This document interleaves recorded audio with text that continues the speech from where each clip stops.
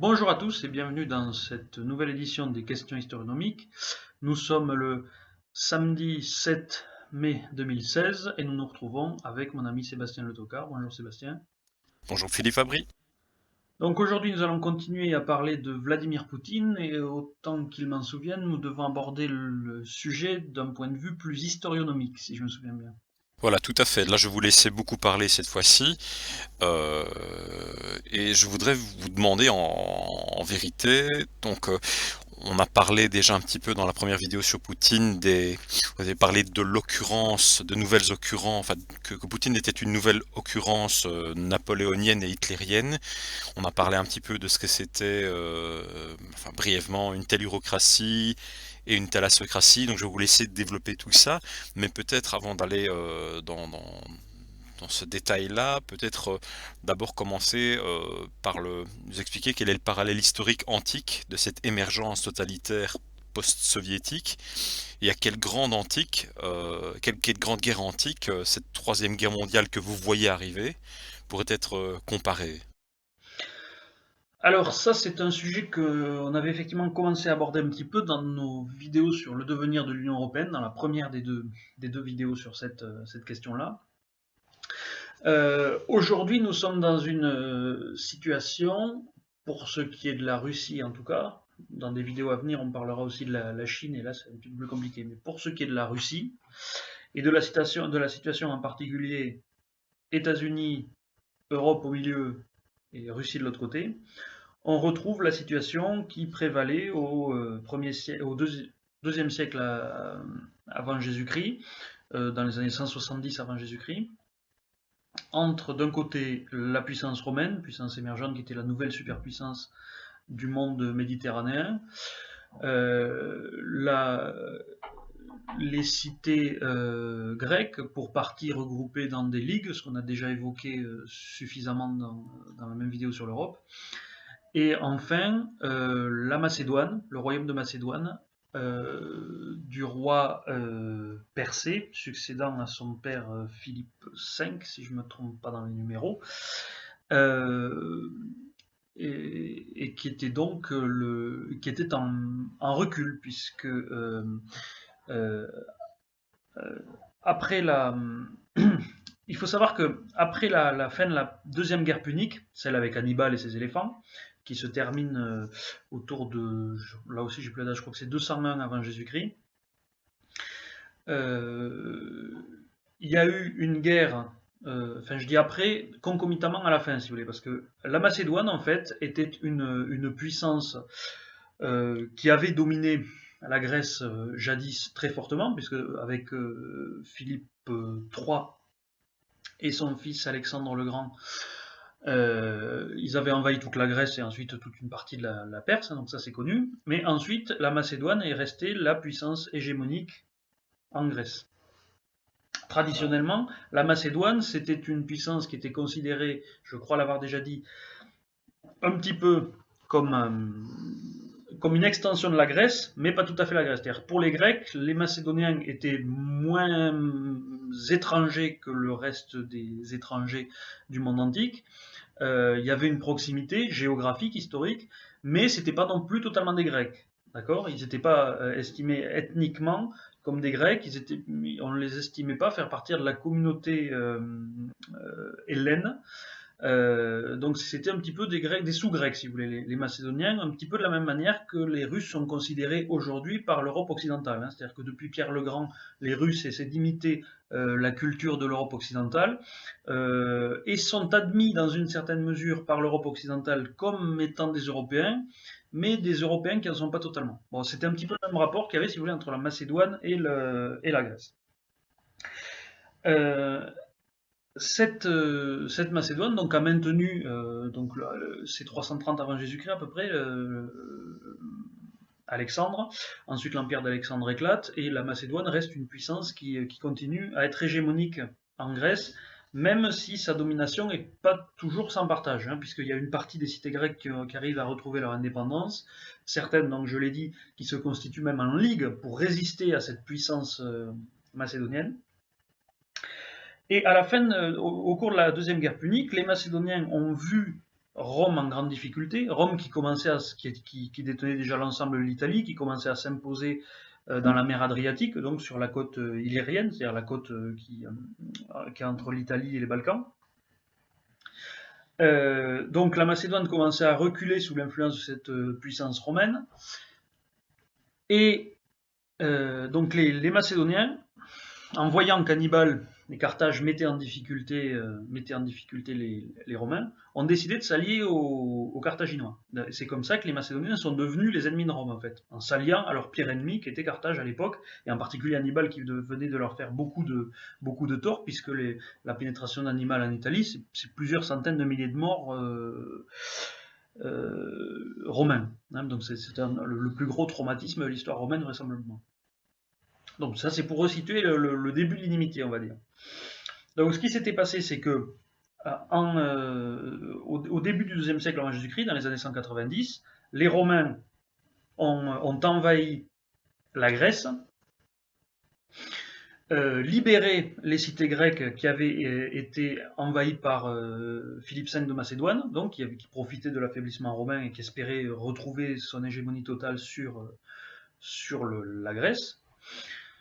Et une fois cette libération opérée, les Romains ont fait comme ont fait les Américains en Europe en 1945, c'est-à-dire le consul Flamininus en 196 avant Jésus-Christ, si je ne me trompe pas, ou 194, a proclamé la liberté des cités grecques.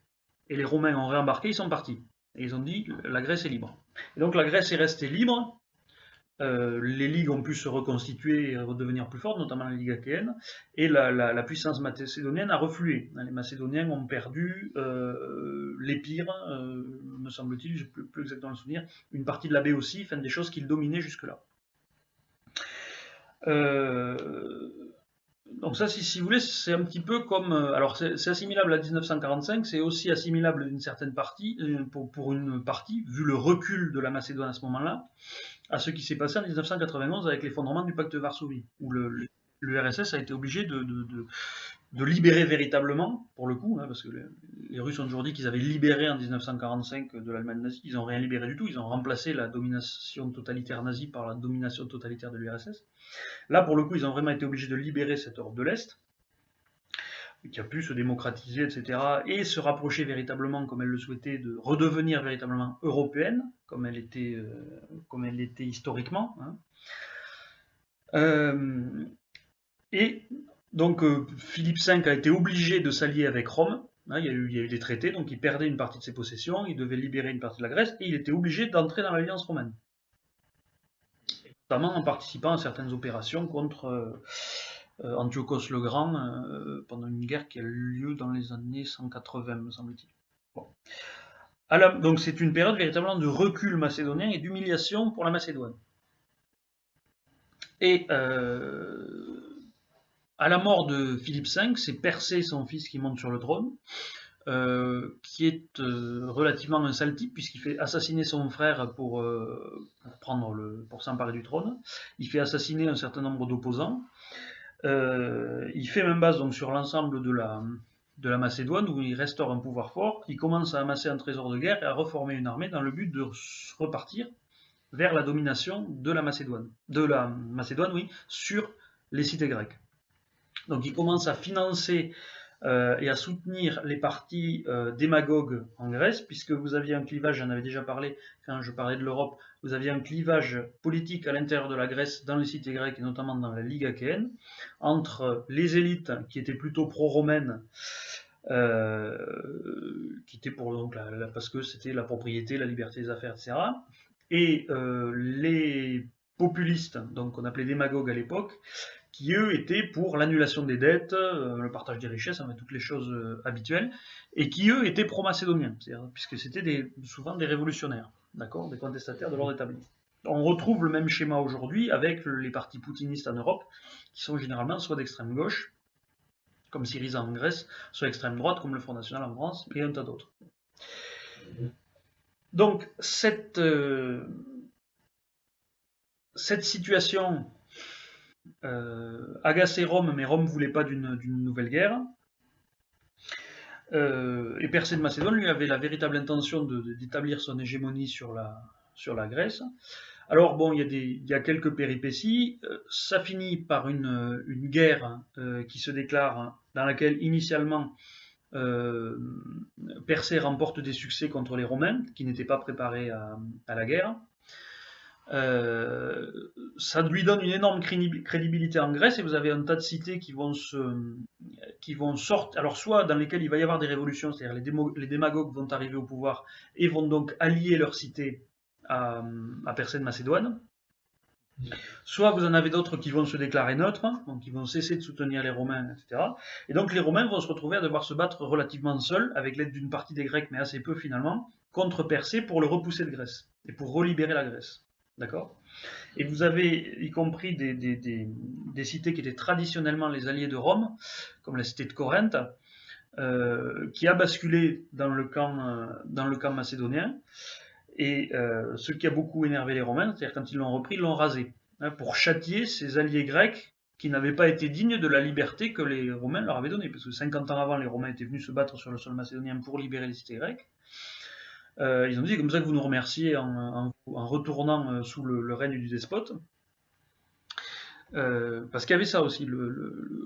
En Macédoine, c'était un despote, par opposition aux démocraties oligarchiques qu'il y avait en Grèce, et qui relativement était une marque, une patte de la civilisation grecque aussi. C'était une des différences. Hein. La Macédoine était la terre du despotisme, quand la Grèce était quand même vue toujours comme la terre de la liberté. Et Et quand vous parlez de châtiment, je pense, enfin on en a déjà un petit peu parlé en message privé, mais je pense notamment au bombardement de Dresde en Allemagne. Donc si les Américains ont été capables de faire ça, bon il y a aussi Hiroshima et Nagasaki au Japon, si les Américains ont été capables de le faire à l'époque, ils seront peut-être capables de le faire à nouveau. Ah oui, alors tout à fait. Donc on revient à notre parallèle, si vous voulez, c'est qu'à la fin, donc les Romains ont gagné la guerre, parce que la machine de guerre romaine, la puissance de l'économie romaine, la capacité de mobilisation de Rome était telle que la Macédoine n'avait pas de chance de gagner dans une guerre longue.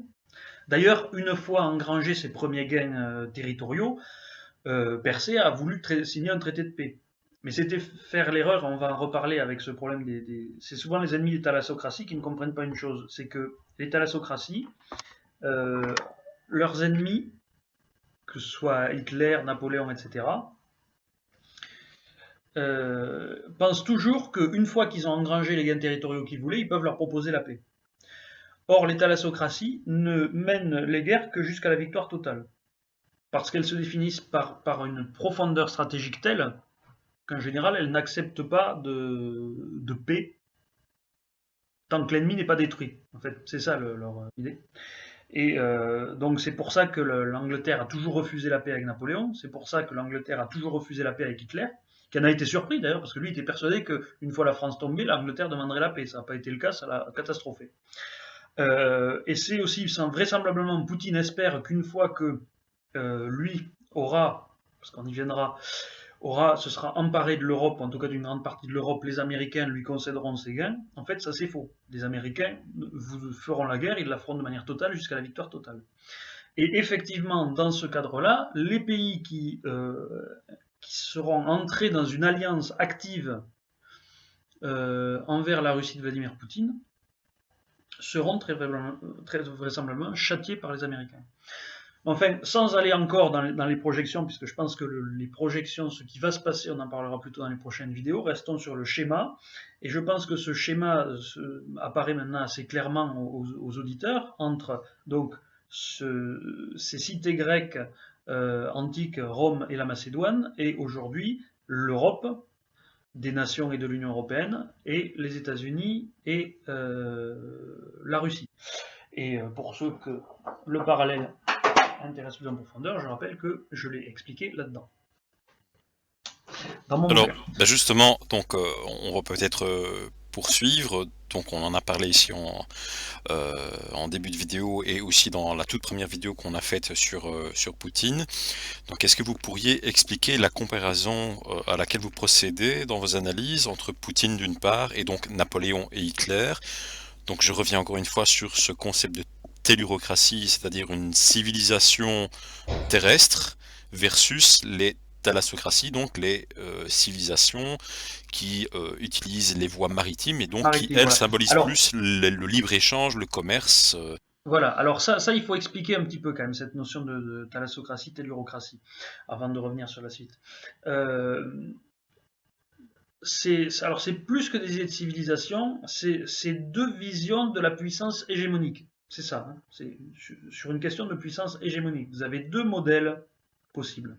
Donc la tellurocratie, c'est une telluro, la terre en Grèce, c'est-à-dire la puissance, ce qu'on appelle aussi la puissance continentale, c'est-à-dire une puissance qui régnerait essentiellement sur le continent et qui de là rayonnerait sur l'ensemble du monde. D'accord. Et comme vous l'avez, la thalassocratie, c'est plutôt une puissance maritime qui règne par les mers et qui tire de son commerce et de sa capacité de projection accrue par les voies maritimes, puisque les voies maritimes offrent des facilités bien plus grandes que les voies terrestres pour le transport, que ce soit le transport de marchandises ou le transport de troupes. Donc c'est cette capacité-là de rayonnement par la mer. Donc vous avez des exemples historiques, là pour le coup, vous en avez plein, hein. Le plus fameux et le plus archétypique, on va dire, c'est la vieille rivalité entre Sparte et Athènes, hein, la puissance continentale et la puissance des mers. Mais ça, c'est un schéma qui s'est répété un peu partout, un peu régulier. C'est un schéma historique régulier, si vous voulez, hein. Euh, parce que l'histoire, c'est comme ça. Quand je parle de schéma historique, souvent, on voit il y a des schémas longs, mais il y a aussi des schémas dans des schémas. Et un des schémas, c'est ce schéma de la puissance thalassocratie versus tellurocratie, qui a pu être locale jadis, quand on était à des échelles plus réduites. Par exemple, Athènes et Sparte, c'était la lutte entre thalassocratie et tellurocratie à l'échelle de la mer Égée, hein. Et aujourd'hui, on va dire depuis les temps modernes, depuis le XVIe siècle, les luttes entre thalassocratie et tellurocratie, elles se font à l'échelle globale. Bon. Et le premier, c'est-à-dire pourquoi à partir du XVIe siècle? Eh bien à partir du mouvement de colonisation qui a fait de l'Europe le centre du monde, hein, la puissance centrale qui rayonnait sur l'ensemble du monde. Alors ça, c'était important à expliquer. Pourquoi? Parce que justement, là, ça nous amène à Napoléon, historiquement. C'est-à-dire que le premier schéma lutte entre tellurocratie et thalassocratie, ça a été la lutte entre la France et l'Angleterre à partir du XVIIIe siècle, puisque c'est là qu'a émergé la puissance britannique. Et alors, j'explique un petit peu vers quoi on va aller pour que les gens puissent bien comprendre.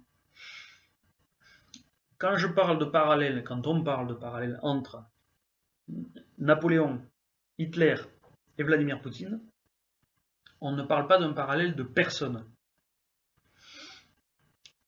Parce que ce sont des personnalités très différentes. Au point de vue du caractère, au point de vue de l'âge auquel ils sont arrivés au pouvoir, c'est pas du tout les mêmes, hein. Je dirais que Napoléon a été un tellurocrate jeune, il avait 30 ans. Hitler a été un tellurocrate d'âge moyen. Et vu son âge, Poutine sera presque un tellurocrate du troisième âge, j'ai envie de dire, hein, 60 ans passés. Oui, ce qui a peut-être quelque chose d'un peu rassurant quelque part, si je puis dire. Peut-être ou pas. Prenez garde au vieil homme qui doit se hâter, hein, dit le proverbe. Mais si vous voulez, en fait, il ne m'intéresse pas donc en tant que personnage, parce que quand je parle d'historionomie, c'est pas ça. L'historionomie, c'est l'étude des trajectoires longues, des schémas longs qui font des nécessités de longue durée. Et donc, en fait, quand je parle, c'est à but pédagogique que je dis Napoléon, Poutine, Hitler. En réalité, c'est parce que ces trois personnages, c'est-à-dire l'apparition du tellurocrate conquérant, est le point de mire, si vous voulez, le climax d'une trajectoire qui est beaucoup plus longue et qui s'étend sur 70 ou 90 ans. Et donc, en fait, c'est cette trajectoire que je vais essayer d'expliquer, qui a mené d'une part à Napoléon, qui a ensuite a mené à Hitler, et qui aujourd'hui mène à Poutine. Hein. Oui, il y a beaucoup de gens qui ne comprennent pas votre propos ou qui, à peine aperçu le titre d'un de vos articles, disent sombre de suite évidemment dans la réduction à ad litterum évidemment. Donc et ils ne comprennent pas que ce n'est pas un décalque exact évidemment. Poutine n'est pas Hitler en ce sens que comment dire Poutine n'est pas tout à fait quelqu'un qui veut exterminer une partie de sa population ou la déporter. Ce ne sont pas sur ces points là que vous établissez les Non, parallèles, c'est ça. c'est pour ça que, au point de vue sémantique, souvent, j'essaie d'être plus explicite tout en gardant le côté pédagogique, en parlant de France napoléonienne, d'Allemagne hitlérienne et de Russie poutinienne, pour bien expliquer que c'est l'évolution du pays, du peuple, de l'État-nation qui compte vraiment. Le personnage, lui, arrive par-dessus, mais il est comme un surfeur sur une vague, si vous voulez. Mais l'important, c'est que du coup, moi, je parle du surfeur pour que les gens sachent dans quelle direction regarder, mais ils regardent le surfeur au lieu de regarder la vague. Bon, donc c'est de la vague qu'on va parler, nous, là, maintenant. Alors, cette vague, qu'est-ce qu'elle est? Je vais expliquer d'abord le schéma global, et ensuite, je montrerai comment ça s'applique aux trois. Vous avez d'abord un État-nation qui est en pleine construction, hein, qui n'est pas dans une construction finie. Parce que ce qui caractérise un État-nation qui a fini de se construire, c'est qu'il n'est généralement plus impérialiste. Parce qu'il a trouvé ses limites naturelles. Donc un État-nation qui est fini, qui est presque en phase de refroidissement, ne cherche plus à s'étendre, parce qu'il s'est centré sur un peuple et que la communauté politique a une identité suffisamment affirmée et suffisamment construite pour ne plus aller chercher de conquête, si vous voulez. C'est ça l'idée. Elle peut faire des colonies après, ça on l'a vu, hein, c'est ce qu'a fait la France de la Troisième République, mais les colonies n'ont pas été, à proprement parler, intégrées à la République française, d'accord? C'était des territoires, c'était des dominions, c'était pas des, d'accord? C'était pas la France. Hein. Bon. Donc les pays, donc la phase impériale fait partie de la croissance de l'État-nation. Donc, arrivé à un certain point, ces pays-là, en général, à un moment où ils sont sous un régime autoritaire, avant d'être arrivés à un régime démocratique, hein, le régime démocratique justement est dans la dernière phase, arrivent à établir on va dire un premier empire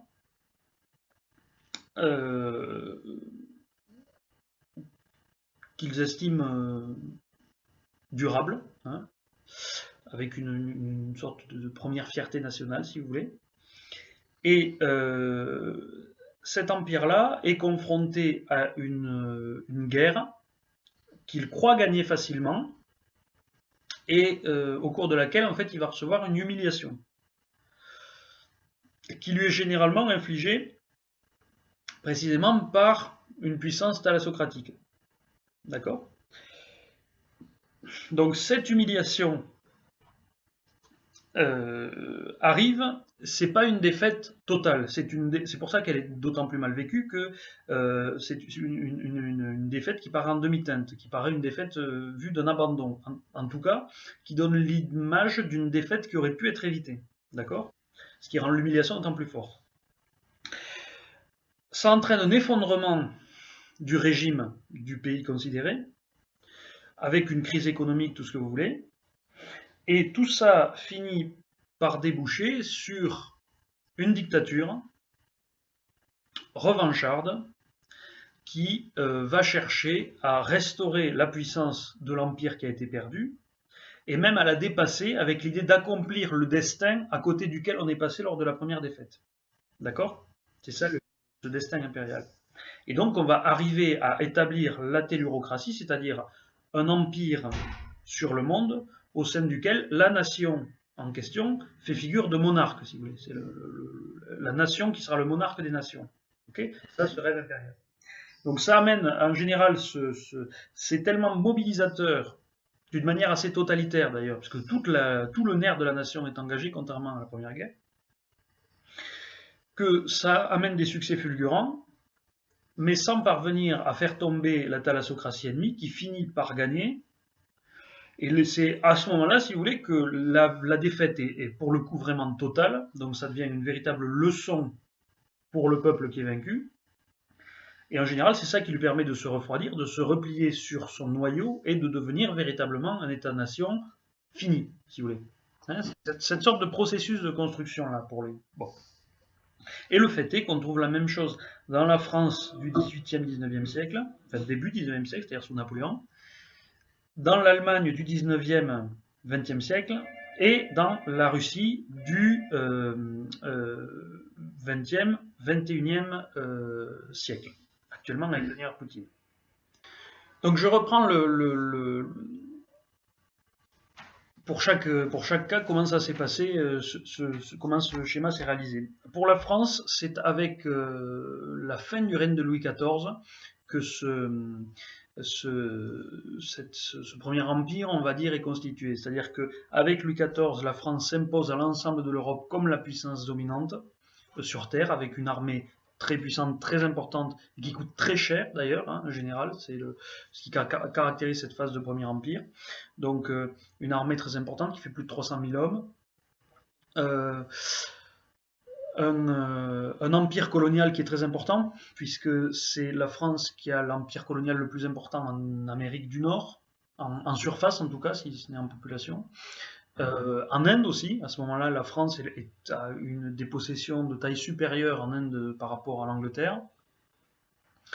Et en plus, à la fin de la guerre de succession d'Espagne, on a réussi à placer un Bourbon sur le trône d'Espagne. Donc même s'il a renoncé, lui, à la couronne de France pour ses descendants, c'est-à-dire ce qui évitait d'arriver à ce que l'Angleterre craignait par-dessus tout, c'était une union du trône d'Espagne et de France, c'est-à-dire la création d'un super pays sur toute la taille. Néanmoins, l'Espagne devenait durablement une alliée de la France, alors que jusque-là, et pendant des siècles, elles avaient été concurrentes, une concurrence sur laquelle je pouvais jouer l'Angleterre. Là, c'était plus le cas.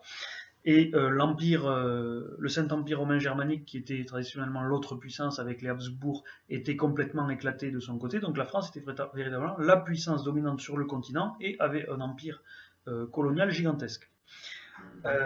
Et l'Angleterre, elle, à ce moment-là, commençait seulement à devenir une puissance maritime importante à l'échelle mondiale. Hein. Elle venait de passer un XVIIe siècle très difficile, l'Angleterre, avec deux révolutions, la révolution de 1640 et celle de 1688, mais qui paradoxalement préparait sa puissance future, puisqu'elle était devenue, l'Angleterre, une démocratie, en tout cas un embryon de démocratie, un régime parlementaire avec un suffrage qui était encore très limité, mais dans lequel donc les libertés étaient garanties, ce qui permettait à l'Angleterre une puissance de mobilisation économique et surtout un dynamisme économique bien supérieur à ce qui était possible dans le Royaume de France qui vivait encore sous l'Ancien Régime.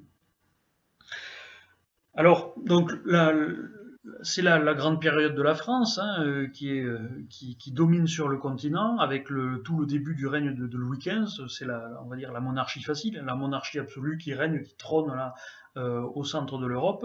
La France n'a jamais été aussi puissante de son histoire à cette époque-là.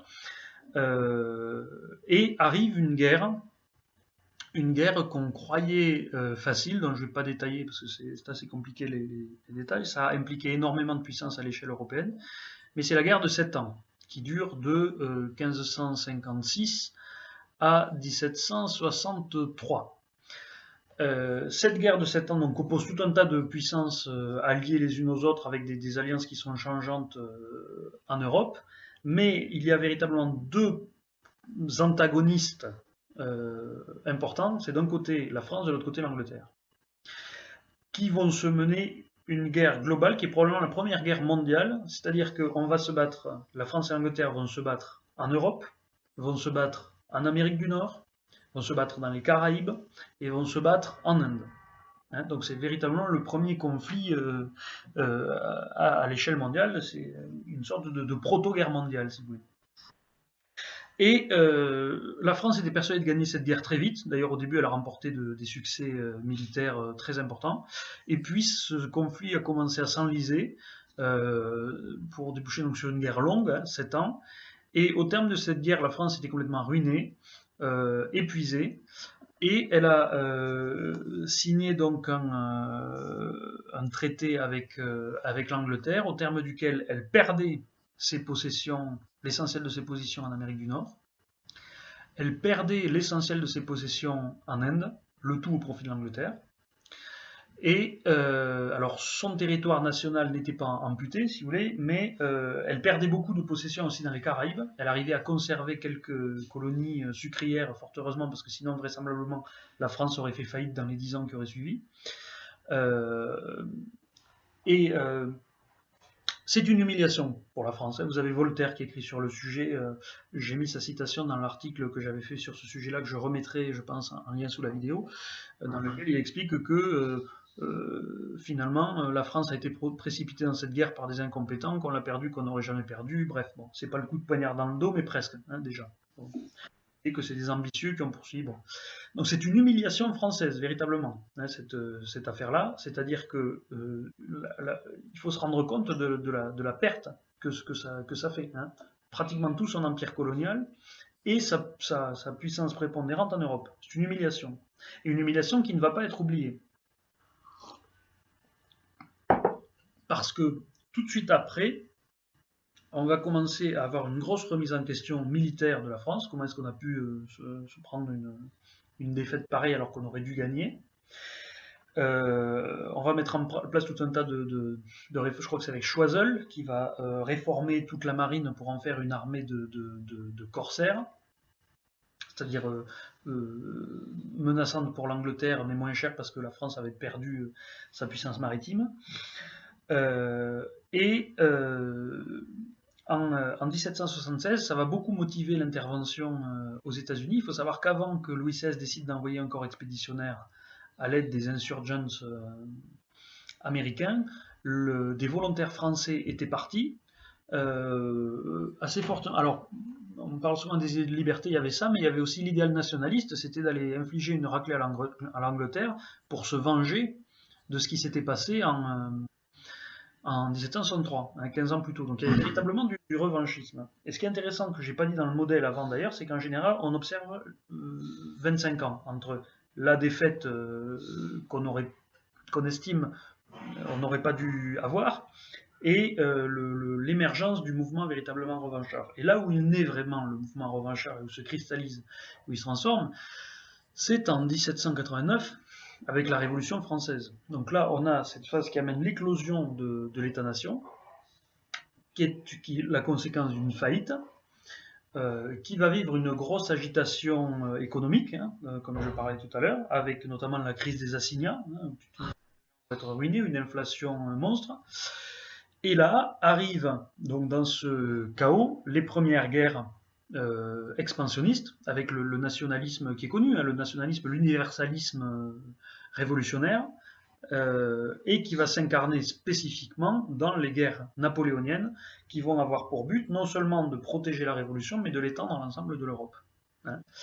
Avec une capacité de mobilisation par les armées qui est accrue par l'usage de la conscription révolutionnaire, qui permet de masser des centaines de milliers d'hommes, et de nouvelles conceptions militaires qui vont faire que Napoléon va remporter tout un tas de succès et tenter d'imposer le règne de la France sur l'Europe. Et donc là, c'est l'Empire qui va s'étendre finalement de Gibraltar jusqu'au Niémen, le fleuve Niémen en Europe de l'Est, avant et contre lequel l'Angleterre refusera toujours de négocier la paix. Et l'Angleterre va finalement réussir de coalition en coalition à faire tomber ce régime de Napoléon, qui, j'en ai parlé un petit peu la dernière fois dans la précédente vidéo, non, dans la première vidéo qu'on a fait sur Vladimir Poutine, dont le régime n'a cessé de devenir de plus en plus autoritaire au point de devenir totalitaire, en portant à la fois les idéaux de la révolution, les parades militaires constantes à drapeau bleu, blanc, rouge, Puis une régression de la liberté d'expression aussi. Voilà le cabinet noir de Napoléon, Fouché comme ministre de toutes les polices, Fouché qui avait été un boucher pendant la Révolution, donc c'était comme le Beria ou le Himmler de l'époque, hein, c'était le même genre de personnage. Et donc ce système finit par s'effondrer de l'Empire, et là la France est complètement cassée. Elle échappe à la partition, elle n'a pas été partitionnée comme l'Allemagne nazie en RFA et RDA, mais il y a eu des négociations autour de ça. Hein. L'Angleterre n'a pas voulu la partitionner parce que l'Angleterre voulait maintenir un équilibre en Europe, et vu qu'il y avait la Prusse et la Russie qui devenaient de plus en plus puissantes, ne voulait pas que la France soit découpée et que ça permette la création d'un autre empire continental qui puisse menacer la thalassocratie. Donc voilà comment c'est effondré. Et finalement, c'est la France moderne arrive là, puisque les frontières qui naissent du congrès de Vienne, mis à part la Savoie qui sera ajoutée par Napoléon III, sont à peu près celles de la France telle qu'elle est maintenant. D'accord ? C'est celle qui ne bouge plus. Donc c'est véritablement ce dont je parlais, c'est-à-dire cette sorte de cristallisation, de refroidissement de l'État-nation qui comme en métallurgie, un truc une fois qu'il est fondu, qui refroidit, d'accord, qui se construit vraiment et qui devient le truc durable. Là, donc ça fait 200 ans qu'on fait avec. On a vu la même chose en Allemagne. Alors, le cas de l'Allemagne. En Allemagne, ça commence en 1800, enfin, c'est pas que ça commence, mais disons que le point de départ de ce schéma qu'on peut identifier, c'est 1870, la naissance de l'Empire allemand. D'accord ? Après la victoire sur la France dans la guerre de 1870, on a donc la proclamation, le tableau est connu, de l'Empire allemand dans la galerie des glaces du château de Versailles. Et donc c'est la Prusse qui fait l'unité de cet empire allemand, qui devient la grande puissance continentale, plus puissante sur le continent que la France, qu'elle vient de vaincre, avec un dynamisme industriel, tout en étant un régime autoritaire et très militariste, puisque c'est la Prusse. Hein. La Prusse, disait Mirabeau, c'est une armée qui a conquis une nation. C'est-à-dire une nation très militariste, ce que sont en général les tellurocraties. Les tellurocraties sont toujours militaristes. Donc cet empire, c'est donc l'empire des Hohenzollern, le deuxième Reich allemand, qui règne donc jusqu'en 1918. En 1914, il y a le début de la Première Guerre mondiale, donc guerre contre la France. Là, alors il faut se souvenir donc donc l'Empire allemand, c'était des possessions plus grandes que l'Allemagne aujourd'hui, hein, ça allait jusque tout un morceau de la Pologne. C'était également des colonies, notamment en Afrique, hein, moins que l'Angleterre et la France, mais il y avait quand même un empire colonial. Et en 1914, donc l'Allemagne se lance dans une guerre contre ses voisins, notamment la Russie et la France, de laquelle elle espère sortir vainqueur très rapidement, hein, en raison de sa puissance militaire. En face d'elle, elle a la thalassocratie qui est toujours l'Angleterre, à laquelle on peut ajouter la France, qui à ce moment-là, étant devenue une société ouverte et démocratique, qui sont en général les traits de la thalassocratie, hein, depuis Athènes justement, avait elle aussi un empire colonial, c'était presque une Angleterre bis, la France. Hein. Donc c'est pour ça d'ailleurs qu'à partir de là, on a un couple, à partir du moment où les deux deviennent une démocratie véritablement, c'est-à-dire la Troisième République, l'Angleterre l'était déjà, on a une sorte de couple franco-anglais qui apparaît avec l'entente cordiale, puisque les deux sont, si vous voulez, c'est la France à ce moment-là a rattrapé l'Angleterre au niveau de son évolution politique, etc., et donc sont devenus presque des républiques sœurs. Enfin, l'Angleterre n'est pas une république, mais disons Commonwealth, c'est une république sœur. Donc c'est le bloc thalassocratique à ce moment-là que vous en avez deux, et vous avez de l'autre côté la puissance allemande. Donc la puissance allemande espérait gagner cette guerre vite, elle avait des raisons de penser que c'était possible, hein. Militairement on l'a échappé de peu. Euh, mais elle a perdu, d'accord? Et elle a perdu donc une guerre qu'elle pensait gagner rapidement. Elle a vécu ça comme une humiliation. Il y a eu l'idée du coup de poignard dans le dos, etc. Et il y a eu le traité de Versailles. Humiliation. L'Allemagne a perdu tout son empire colonial en Afrique. Et en plus, son territoire a été dépecé. Bon. Elle a dû payer de lourdes indemnités de guerre. Et dans les années qui ont suivi, elle a connu des difficultés économiques énormes, avec une inflation terrible, le chômage, et au milieu de ça, a fini par apparaître la figure d'Adolf Hitler. Si ça n'avait pas été lui, ça aurait été un autre. C'est-à-dire une figure autoritaire, croyant que l'Allemagne était passée à côté de son destin impérial et qui a souhaité rétablir finalement ce qu'il estimait être l'ordre des choses.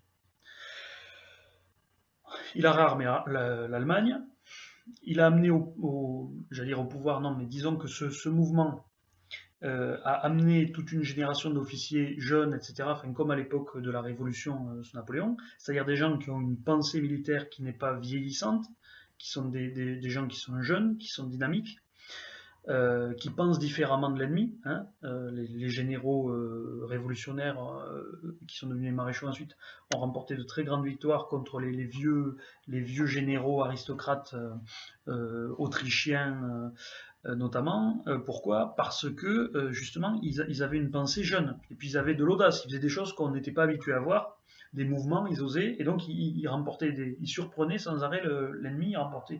C'est la même chose qu'on a trouvé avec Rommel, avec Guderian, c'est la même chose, d'avoir des généraux jeunes, alors qu'en face, nous, on avait Gamelin, on avait Végan, des sexagénaires ou des septuagénaires, qui n'avaient pas la même conception. C'est très important, ça, dans la guerre. Hein. Je pense qu'on en reparlera quand on parlera de la menace militaire. C'est des choses qui jouent, c'est pas du matériel, ça, mais c'est des choses psychologiques sur la gestion de la guerre qui jouent. Donc Hitler remporte un tas de succès, il tente, il espère établir le règne millénaire du Troisième Reich allemand. Il arrive à s'imposer depuis les Pyrénées jusqu'à la Moscovie, brièvement. Il espérait, je l'ai déjà dit, faire la paix avec l'Angleterre. L'Angleterre a refusé. Elle a continué la guerre. Elle s'est adjointe les États-Unis et ils ont fini par gagner. L'Allemagne s'est effondrée sur elle-même au terme de cette guerre et elle a laissé de côté toute prétention impériale comme l'avait fait la France avant elle. D'accord? C'est toujours très important. Et donc, c'est là qu'on. Et là, enfin, définitivement, l'Allemagne aussi est devenue une démocratie, définitivement. Vous voyez, c'est le même schéma. Hein. Une chose à noter, c'est que pendant ce mouvement-là, autant, si vous voulez, la première, pendant la guerre de 7 ans pour la France, l'Angleterre était devenue la thalassocratie, d'accord? Position dans laquelle elle s'est maintenue sous Napoléon. Avec l'arrivée d'Hitler, la thalassocratie passe aux États-Unis. Ce sont les États-Unis qui deviennent la thalassocratie dominante, d'accord? Qui supplantent l'Empire britannique. Puisqu'on arrive à des ensembles de populations, des ensembles géopolitiques qui sont de taille supérieure. Donc ça se termine en 1945 pour l'Allemagne, le schéma.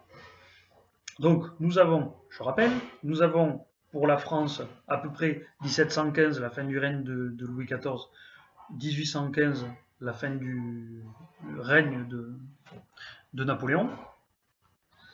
Nous avons 1870, 1945 pour l'Allemagne. C'est-à-dire 75 ans. On est un peu dans le même ordre d'idée, avec surtout un rythme qui est constant. C'est-à-dire qu'en général, vous avez une génération de la phase du Premier Empire, vous avez la défaite humiliante, vous avez une génération, 25-30 ans à nouveau, puis l'émergence du phénomène impérial, et ensuite donc la fin. Donc c'est pour ça que je disais autour de 80 ans à peu près. C'était un petit peu plus long pour la France. Voyons maintenant la Russie qui est en cours de ce mouvement-là. L'Empire russe, il apparaît à la fin ou plutôt sous le règne de Staline. Il s'établit en 1945 après la victoire contre les Allemands. Donc c'est la création du pacte de Varsovie, la domination d'une partie de l'Europe. Et cet empire, donc, il dure jusqu'en 1989-91, c'est-à-dire chute du mur de Berlin et éclatement de l'URSS. Donc là aussi, on était face à un empire qui est militariste avec des dépenses militaires très importantes, un retard démocratique sur le bloc thalassocratique, qui donc à ce moment-là était les États-Unis. Et en 1979, l'URSS se lance dans une guerre en Afghanistan qu'elle pense gagner rapidement et qui se termine par une défaite, n'est-ce pas, hein, parce que c'est cette guerre d'Afghanistan qui a notamment énormément fatigué l'appareil soviétique et qui a conduit à l'effondrement de l'URSS. Qui est une guerre d'ailleurs indirectement avec les États-Unis, hein, puisque les États-Unis ont financé les Afghans, on le sait suffisamment, les Moudjahidines, Ben Laden, tout ça. Et puis il me semble aussi que Reagan a mis en place une politique qui a poussé l'URSS à s'armer de manière outrancière et à s'auto-ruiner. Aussi une guerre, si vous voulez, mais c'est vraiment à partir de 79. Oui, c'est pour ça que 79 est une date charnière, 79-80, parce que c'est le début de la guerre d'Afghanistan, l'arrivée au pouvoir de Ronald Reagan en 1980. Et donc c'est cette décennie-là, en fait, qui est comme peu. Alors les historiens n'en parlent pas. Moi, je pense que c'est intéressant de voir ça comme une guerre, la guerre des années 80. C'est vraiment une phase. D'ailleurs, souvent on parle, c'est après la détente. Hein. C'est un retour de guerre presque chaude dans la guerre froide entre les États-Unis et l'URSS qui amène à l'effondrement de l'URSS. Donc pour moi, c'est vraiment une guerre qui a entre 1980 et 1990 entre les États-Unis et la Russie. Aussi qui finit donc l'URSS par s'effondrer. Et s'effondrer dans les mêmes proportions que la France de Louis XV en 1763 et l'Allemagne en 1918. C'est-à-dire que l'URSS perd tout ce qu'on peut appeler l'Empire soviétique, c'est-à-dire l'ensemble des pays qui étaient des satellites de l'Union soviétique à travers le monde. À Cuba, vous avez des pays en Afrique, enfin tous les pays dans lesquels il y avait des régimes communistes affiliés à l'URSS, c'est-à-dire qui étaient tenus, qui étaient des alliés de l'URSS, échappent au contrôle de la Russie. L'URSS, la Russie elle-même perd son empire, puisque c'est le démembrement de l'URSS qui, alors, j'avais fait les calculs, je crois que si vous comptez l'URSS plus le pacte de Varsovie, ça faisait une population de 293 millions d'habitants, si je me souviens bien, sur lesquels régnait directement la Russie. Et la Russie se retrouve avec 140 millions d'habitants, c'est-à-dire qu'elle perd la moitié, véritablement, que ce soit en surface ou démographiquement, elle perd la moitié de son empire. Donc c'est vraiment une humiliation, là encore, après une guerre qu'on pensait gagner facilement. Il s'agissait d'aller bombarder les Afghans, à la base. Hein. En plus, il faut se souvenir qu'après 1975, c'est 1975, les accords d'Helsinki, je crois, qui sont l'apogée, on va dire, de la puissance de l'URSS. C'était le moment où l'URSS s'armait de missiles nucléaires et a dépassé le stock de missiles nucléaires des États-Unis, où on pensait que finalement l'URSS risquait de finir par gagner, et où donc on avait fait des concessions diplomatiques à l'URSS sur ce plan-là. Donc véritablement, c'est la défaite humiliante, et qui est perçue comme en grande partie une trahison. Hein, parce que la perestroïka, tout ça, on pense que c'est dû à une mollesse des élites, notamment celle de Gorbatchev. Après cet effondrement, donc, on a une phase de creux, véritablement. On a la crise économique. On a une inflation, la crise inflationniste qu'on a vue en Allemagne et en France, on l'a aussi, je crois que c'est en 1994, il y a le chiffre dans l'article que je vais mettre en lien, la date, avec je crois que les prix avaient été multipliés par 20 cette année-là en Russie, enfin, c'était catastrophique. J'avais dit dans la précédente vidéo que les soldats de l'armée rouge se prostituaient sur la place rouge, hein, c'était donc une catastrophe, enfin pas tous, hein, ça faisait trop, mais enfin, certains en étaient réduits à ça. Donc c'est l'humiliation totale. Et au milieu de cette humiliation, l'impression que la Russie est passée à côté de son destin, hein, comme avant l'Allemagne et la France, et l'idée qu'il est possible de remédier à ça. Et donc pour ça, on se donne un chef qui porte ce rêve-là. Et donc, comme il y a eu Napoléon, comme il y a eu Hitler, il y a Vladimir Poutine. C'est dans ce sens-là que je fais le parallèle donc, entre Vladimir Poutine, Hitler et Napoléon. C'est pas un parallèle de personne, c'est au terme de 60 ou 70 ans d'évolution politique, sociale, économique, géopolitique d'un pays qu'on arrive à cette occurrence-là. Mais je pense que ceux qui prennent le temps de vous lire ou présentement dans la vidéo de vous écouter euh, comprendront évidemment la nuance de taille. Enfin, tout ça me semble absolument limpide. Je l'espère, c'est pour ça que je le fais. Et donc, on a vu, alors, c'est pas fini, mais encore une fois, c'est ce que je dis toujours dans mes parallèles historiques, c'est qu'à partir du moment où à T, T1, T2, T3, T4, il y a la même chose, il n'y a pas de raison qu'à T5, T6, ça change.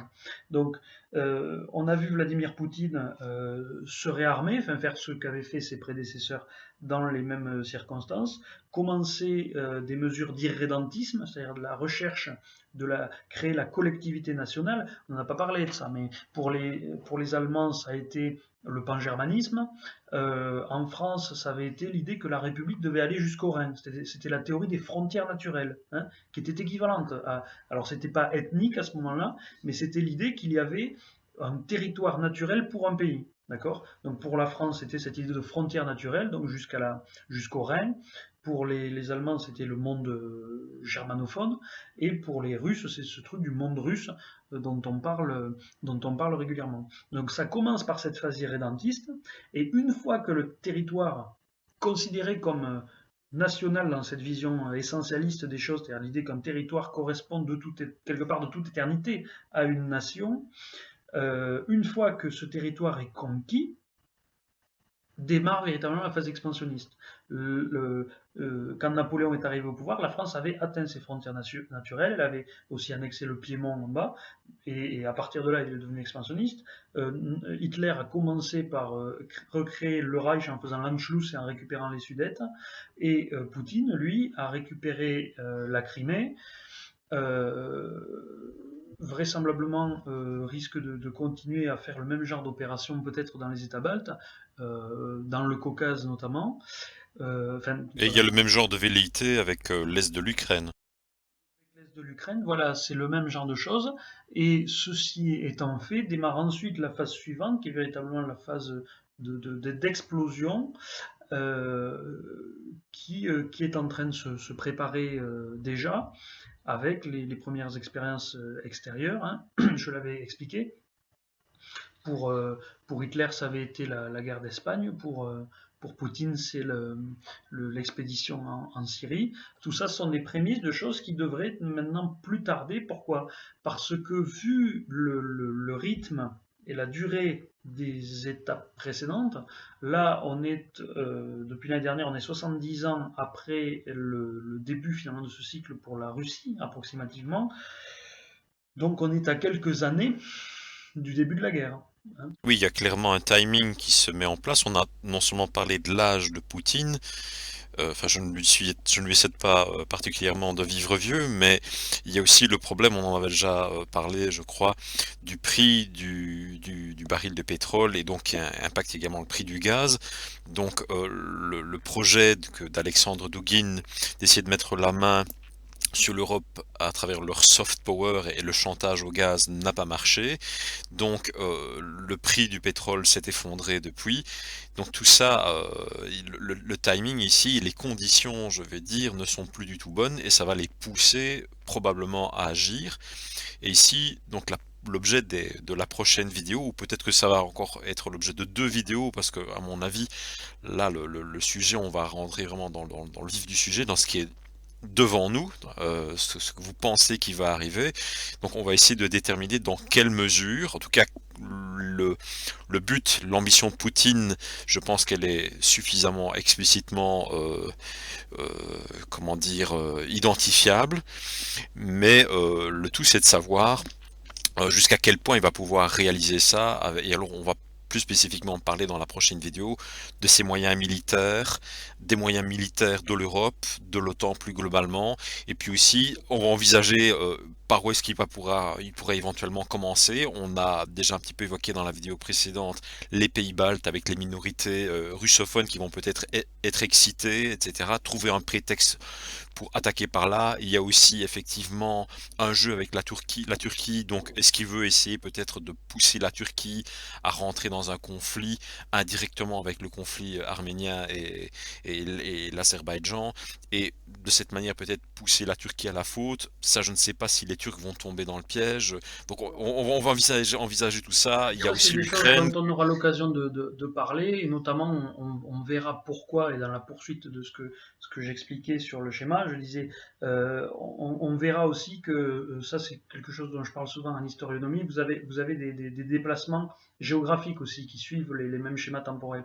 Donc on a eu un Napoléon qui a réussi à faire l'empire de Gibraltar jusqu'au Niémen, on a eu un Hitler qui l'a fait, puisque l'Allemagne est plus à l'est, simplement des Pyrénées jusqu'à la Moscovie, et vraisemblablement l'ambition russe pourrait arriver à faire un empire russe finalement du Rhin jusqu'à l'autre côté, et on expliquera militairement comment ça peut être possible, et en tout cas comment tout ça pourrait se combiner, ou comment en tout cas Vladimir Poutine espère qu'il arrivera à mener ses projets, et ça sera effectivement l'objet de la prochaine vidéo.